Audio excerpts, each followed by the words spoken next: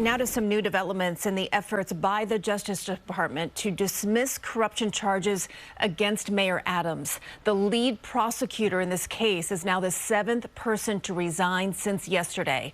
Political reporter Marcia Kramer has more details. Despite the controversy over efforts to erase his corruption case, Mayor Adams took the time to wish New Yorkers a happy Valentine's Day in a post that seemed, well, political. You know what I really love, the mayor said? Making our city more affordable. Happy Valentine's Day! But Adams wasn't the only one trying to make political hay on the holiday.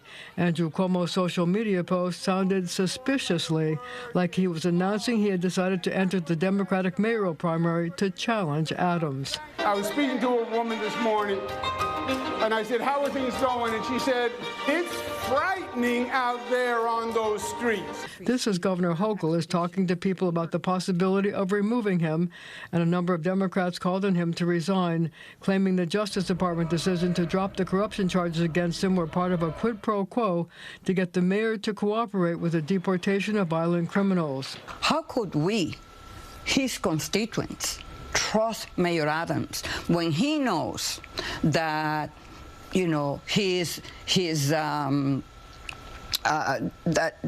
life, his political life, depends on DOJ. Adams fired back, issuing a statement saying, quote, "I want to be crystal clear with New Yorkers. I never offered, nor did anyone offer on my behalf, any trade of my authority as your mayor for an end to my case.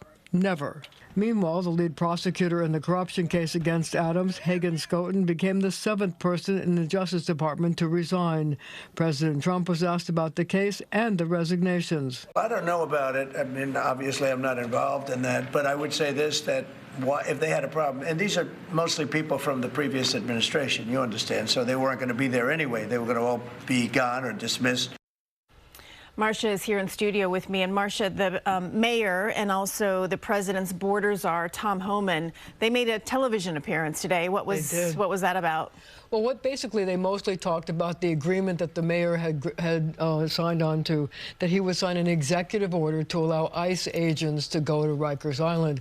But also they said that there were other things that they had agreed to that they're not going to talk about because they're afraid that the city council would be a roadblock. But Mayor Adams told me yesterday there was another reason not to make them public, and that was because he wanted to have his lawyers check out to make sure that they passed the, quote, legal smell test. Okay, so that's a new development there, and we'll see what happens with that. Marcia, thank you. Thank you.